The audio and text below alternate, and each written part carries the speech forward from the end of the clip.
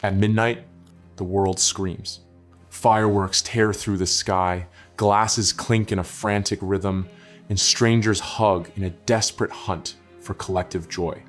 But while the clock strikes 12, you're in bed, the lights are off, your phone is face down, and for you, it is just another Tuesday. Why does everyone else seem to have a script for happiness that you feels nothing special at all? This video is for the ones who feel like outsiders in a world obsessed with New Year, New Me.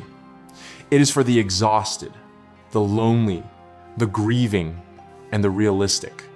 If you've ever felt a sense of guilt or coldness for not celebrating correctly, this is for you.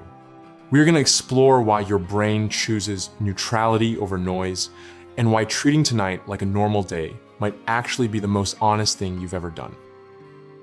1. The time blurred. For some, you don't ignore New Year's by choice. You simply don't have the mental space to notice it. When your life is defined by work pressure, financial stress, or a heavy mental load, your brain enters survival mode.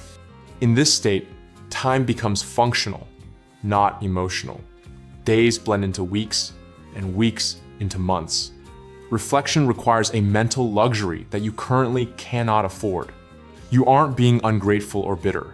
You are exhausted. When midnight passes, nothing clicks because you are still busy fighting the same fires you were fighting yesterday. To you, the calendar changing isn't a renewal, it just means tomorrow starts early. The shield of the invisible lonely. For others, treating New Year's like a normal day is a shield. New Year's Eve is one of the most socially comparative moments of the year. It's a public exposure of your life. Every photo, every story, and every countdown serves as a confirmation of absence. Absence of a partner, absence of a tribe, or absence of a place where you truly belong. Redefining the night as just another day is a survival strategy. If you strip the meaning from the event, you reduce the emotional damage it can do to you. You sleep early or watch something familiar not because you don't care, but because caring would mean acknowledging exactly what is missing. Your silence isn't empty. It is heavy with the weight of protecting yourself from disappointment. 3. The wounded passer. Sometimes the year didn't just pass, it damaged you. Maybe it took your job, your stability, or someone you loved. When a year is filled with pain, celebrating its end feels wrong, almost like a betrayal to the struggle you endured. Celebration assumes that the past can be framed as something learned from.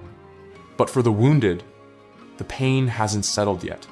Healing doesn't obey dates. You treat New Year's as a normal day because you refuse to perform a fake optimism that you don't feel. You aren't rejecting the future, you're just walking toward it very, very carefully. 4. The introverted observer. Then there are those whose nervous systems simply aren't built for the sensory overload of a holiday. New Year's is a landscape of loud music, crowded rooms, and forced enthusiasm.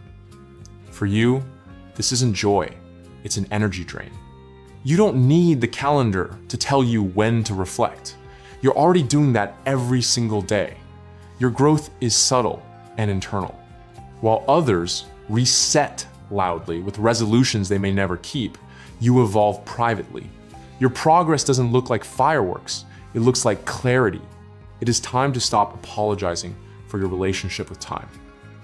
If society demands joy on command, choosing neutrality is an act of deep honesty. We live in a world that mistakes quietness for coldness and reflection for misery. But look closer. The people who change the most are often the ones who change quietly. You don't need to dramatize your growth or perform hope for an audience. Real humans grow inconsistently, slowly, and often in the dark. Habits stay long after the fireworks fade. The real question isn't whether you celebrate or ignore the night. The question is, do you need the noise to feel alive, or do you trust the quiet enough to grow inside it? Life isn't fair with its timing. Some end the year healed, and others end it barely standing.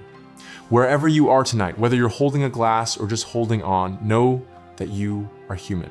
You don't need permission to just keep going. Sometimes the healthiest response to a moment everyone calls special is to acknowledge that you are already doing the work, one ordinary day at a time. Which one were you tonight? The one protecting your calm? The one blurred by pressure? Or the one carrying a wound? Tell me in the comments. Let's name the silence together. If this perspective gave you a place to breathe, hit subscribe. We go deeper into the psychology of real life every day.